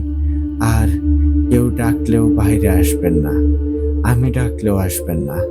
ইনশাআল্লাহ এই ঘটনার ইতি ঘটিয়েই এখান থেকে যাব। এরপর সবাই পীর সাহেবের কথার সাথে সহমত প্রকাশ করে চলে যায়। আর এভাবেই কেটে যায় সারাটা দিন। মাগরিবের নামাজের পর পীর সাহেব শমশের জিনকে ডাকেন। তখন সে একটা সাধারণ মানুষের বেশে মসজিদে আসে আর হুজুরের সাথে কথা বলতে শুরু করে। সে বলে, হুজুর, আমি এই শয়তানটার বিষয়ে যথাসাধ্য চেষ্টা করেছি খোঁজ নেওয়ার। আমি জানতে পারলাম ওই শয়তানটার অনুসারী জিনেরাই প্রতি বছর এই দিনে ওই সকল মানুষ যারা মারা গিয়েছিলেন তাদের কারেন্ট জিনগুলোকে বাধ্য করে এই গ্রামে আসতে। আর তার ফলেই এত সমস্যা হয়। শয়তান মোররা অনেক বেশি শক্তিশালী। ওকে হারানো সহজ হবে না। তবে হুজুর চিন্তা করবেন না, আল্লাহ আমাদের সাথে আছেন। আর হুজুর, ওই তাবিজ চিহ্নটা ওই বাড়ির গেটের সামনেই পোতা আছে। গেটের দুই পাশে দুইটা আর মাঝ বরাবর 10 হাত সামনে পোতা আছে একটা। আমি সময় মতো চলে আসব। তখন পীর সাহেব সবকিছু শুনে বলে, আচ্ছা বন্ধু শমশের, তাহলে আপনি এখন যান, রাতে সময় মতো চলে আসবেন। এরপর আমি আর পীর সাহেব মসজিদ থেকে সেই বৃদ্ধ লোকটির বাড়িতে যাই। তারপর সেখান থেকে খাবার খেয়ে বেরিয়ে পড়ি এশার নামাজ পড়ার জন্য। আর বাড়ির মানুষদের বলি, কাল সকালে ইনশাল্লাহ দেখা হবে। চাচা, সাবধানে থাকবেন আর বাইরে বের হবেন না। এরপর আমি আর পীর সাহেব মসজিদে গিয়ে এশার নামাজ পড়ি এবং তারপর বেরিয়ে পড়ি সেই পুরনো বাড়িটার উদ্দেশ্যে। শমশের জিন আমাদেরকে বাড়ির অবস্থানটা আগেই বলে দিয়েছিল। অনেকটা সময় হেঁটে আমরা সেখানে পৌঁছাই। এরপর পীর সাহেব তার জব্বার পকেট থেকে একটা বোতল বের করলো এবং সেখানে একটা দোয়া পরে ফু দিয়ে গেটের সামনে ছিটিয়ে দিল পানি। এরপর আমার দিকে তাকিয়ে বলল, কাশেম, ভয় পেও না। মনে রাখবা, প্রত্যেকটা কাজে এই পবিত্র জমজমের পানির ব্যবহার অপরিহার্য। এটা হচ্ছে তোমার প্রথম অভিজ্ঞতা। সত্যি বলতে তখন পীর সাহেব যেন আমাকে একজন শিক্ষকের মতো বুঝিয়ে বুঝিয়ে দিচ্ছিলেন আর কাজ করছিলেন। এরপর দেখতে পেলাম মাটির মধ্যে 3টা জায়গায় কেমন লাল লাল আভা বের হচ্ছে। তখন পীর সাহেব সেই জায়গাটির মাটি করে এবং 3টা তাবিজ উদ্ধার করে। আর ঠিক তখনই সেখানে অনেকগুলো শয়তান জিন চলে আসে। জিনগুলো এসেই পীর সাহেবকে বলে, এই কুত্তার বাচ্চা, তোর সাহস কি করে হলো আমাদের প্রভুর কাজে বাধা দেওয়ার? তুই নিজেও জানিস না তুই কার কাজে বাধাগ্রস্ত করেছিস। আজকে তোকে কেউ বাঁচাতে পারবে না। তখন পীর সাহেব বলে, কই তোদের সেই ভীরু কাপুরুষ প্রভু কোথায়? ওইটাকেই তো খুঁজছি। ডাক তোদের প্রভুকে, আজকে সব কয়টাকে শেষ করে দেব। ঠিক তখন সেখানে শমশের জিন চলে আসে আর মুহূর্তের মধ্যেই কয়েকটা শয়তান জিনের শরীর থেকে মাথাটা আলাদা করে ফেলে। এটা দেখে অন্য শয়তানগুলো কিছুটা পিছিয়ে যায়। তখন শমশের জিন ভয়ঙ্কর রাগী কণ্ঠে বলে, এই জাহান্নামের গেট, তোদের সাহস কি করে হলো আমার বন্ধুকে অপমান করে কথা বলার? তোদের আজকে কেউ বাঁচাতে পারবে না আমার হাত থেকে। তোরা ভুল জায়গায় চলে এসেছিস। তখন শমশের জিন হামলা করে বসে সেই শয়তান জিনগুলোর ওপর। কিছুক্ষণের মধ্যেই সব জিনগুলোকে মেরে ফেলে শমশের জিন। তখনও শমশের জিন রাগে ফুঁসছিল। তখন পীর সাহেব বলে, শমশের, শান্ত হও, এত রাগ করলে কি চলবে? সব কয়টাকেই মেরে ফেললে, একটাকেও যদি বাঁচিয়ে রাখতে তাহলে তো খবর নিতে পারতাম শয়তান মোর্রার বিষয়ে। তখন শমশের জিন বলে, হুজুর, এখানে ওই শয়তান আসবে না বলেই ওর গোলামদের পাঠিয়েছিল। ও টের পেয়ে গেছে, তাই তো লুকিয়ে আছে। চিন্তা করবেন না হুজুর, আমি আপনাকে একটা দোয়া শিখিয়ে দিচ্ছি। এই দোয়াটা পরে একটা ছাগলের ওপর ফু দেবেন আর বারবার এমন করতে থাকবেন যতক্ষণ না ওই শয়তান মোররা এসে হাজির হয়। এখনো দুর্বল, তাই ওকে এভাবেই কাবু করতে হবে। আপনি একটা ছাগলের ব্যবস্থা করেন। পীর সাহেব আমাকে বলে, কাশেম, তুমি এখানেই থাকো আর আমার শিখিয়ে দেওয়া দোয়া পড়বে। কোনো ভয় নেই, আর সাথে পবিত্র পানি রেখে যাচ্ছি, দরকার পড়লে ব্যবহার করবে। যদিও আমি ভয় পাচ্ছিলাম, তারপরও আমি বলি, আচ্ছা হুজুর, চিন্তা করবেন না, আপনি ছাগলের ব্যবস্থা করুন। তখন পীর সাহেবকে নিয়ে শমশের জিন চলে যায় সেই গ্রামের উদ্দেশ্যে। আমি তখন সেখানে এক মনে দোয়া পড়ছিলাম। ওদিকে পীর সাহেব একটা বাড়িতে গিয়ে বুঝতে পারে এই বাড়িতে ছাগল পালন করা হয়। তখন পীর সাহেব নিজেই একটা ছাগল খুলে নেয় আর বাড়ির মানুষকে উদ্দেশ্য করে জোরে জোরে বলে, আমি সৈয়দ মোয়াজ্জেম হুজুর, আপনাদের পীর সাহেব। আমি একটা ছাগল নিয়ে যাচ্ছি, কাল সকালে আপনাদের ছাগলের দাম দিয়ে দেব। আপনারা কেউ বাইরে আসবেন না দয়া করে, এখনো কাজ শেষ করতে পারেনি। কাল সকালে ইনশাল্লাহ ছাগলের দাম পেয়ে যাবেন। তারপর পীর সাহেব আর শমশের জিন আমার কাছে ফিরে আসে, সাথে করে সেই ছাগল নিয়ে আসে। তারপর ছাগলটাকে একটা খোঁটার সাথে বেঁধে চারপাশে একটা বৃত্ত এঁকে দেয়। তারপর দোয়া পড়ে ছাগলটার গায়ে ফু দেয় পীর সাহেব। কয়েকবার এমন করার পর হঠাৎ ছাগলটা লাফাতে শুরু করে। তখন আমরা দেখি একটা লাল আলো এসে ছাগলটার মধ্যে প্রবেশ করলো। তখন ছাগলটার চোখগুলো যেন হঠাৎ করে জ্বলজ্বল করে উঠল। তখন শমশের জিন বলে উঠল, হুজুর, এবার থামেন, শয়তানটা এসে গেছে। সাহেব তখন দোয়া পড়া বন্ধ করে। এবার শমশের জিন বলে, হুজুর, চাইলে আমি ওকে শেষ করে দিতে পারি, কিন্তু আমি চাই এই কাজটা আপনি করুন, যাতে ও বুঝতে পারে মানুষের উপর জুলুম করার শাস্তি কতটা ভয়ঙ্কর হতে পারে। তখন শমশের জিন চোখ বন্ধ করে দুই হাত উঁচু করে কি যেন বিড়বিড় করে বলে, আর মুহূর্তের মধ্যেই সেখানে শমশের জিনের হাতে একটা অলৌকিক তলোয়ার চলে আসে। তখন সেটা পীর সাহেবের হাতে দিয়ে শমশের জিন বলে, হুজুর, এটা দিয়ে এক কোপে ছাগলটার মাথা আলাদা করে ফেলবেন, তাহলেই ওই শয়তান জিনের খেলা শেষ। এটা কোনো সাধারণ তলোয়ার না, এটা দিয়ে দুনিয়ার সকল শয়তানকে বধ করা যায়। তখনই ছাগলটি বলে ওঠে, দুর্বলের উপর অত্যাচার করে নিজেকে অনেক বড় বীর মনে করছিস? তুই জানোস যে এখনো আমি আমার পূর্ণ শক্তি ফিরে পাইনি। আমার পূর্ণ শক্তি ফিরে পাওয়া পর্যন্ত অপেক্ষা কর, তখন দেখবো তুই কত বড় বীর। তখন শমশের জিন বলে ওঠে, তবে বেশ, তাই হবে। তোকে আজ মারবো না, তবে তোকে ছাড়বো না। তোকে আমি বন্দি করে নিয়ে যাব আমার রাজ্যে, আর তোর শক্তি পাওয়া পর্যন্ত বাঁচিয়ে রাখবো, তারপরেই তোকে হত্যা করব। এটা বলার পর পীর সাহেবের হাত থেকে তলোয়ারটা গায়েব হয়ে যায়। আর ঠিক তখনই শমশের জিন আবারও উপরের দিকে দুই হাত তুলে বিড়বিড় করে কি যেন বলে, আর মুহূর্তের মধ্যেই তার হাতে একটা সুন্দর কারুকাজ করা কাচের বোতল চলে আসে।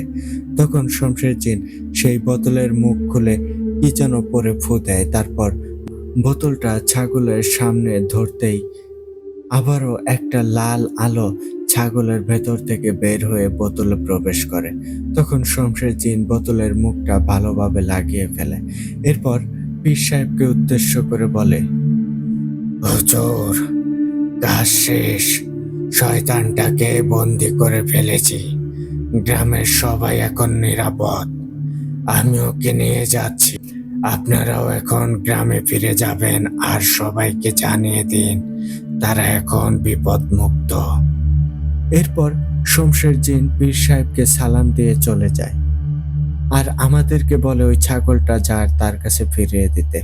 আমরাও তখন ওই গ্রামের দিকে ফিরে যাই আর যেতে যেতে রাস্তাতেই ফজরের আজান শুনতে পাই। তখন আমরা পথিমধ্যে একটা মসজিদে নামাজ আদায় করি, তারপর গ্রামে প্রবেশ করি। তখন দেখি কম বেশি সবাই বের হয়েছে এবং ওই বৃদ্ধ লোকটির বাড়ির সামনে ভিড় জমিয়েছে। তখন পীর সাহেব আর আমি তাদের সামনে গিয়ে দাঁড়াই। এরপর পীর সাহেব সবাইকে উদ্দেশ্য করে বলে, গ্রামবাসী, আপনারা বিপদমুক্ত। আল্লাহর অশেষ রহমতে এই বিপদটা কেটে গিয়েছে। আজ থেকে আপনারা সবাই স্বাভাবিকভাবেই চলতে পারেন। আর এই ছাগলটা কার? তখন একজন হাত তোলে। তখন পীর সাহেব বলে, আপনার ছাগলটা আপনি নিয়ে যান, এটার প্রয়োজন পড়েনি। তখন সেই লোকটা বলে, হুজুর, এটা আপনিই রাখেন উপহার হিসেবে।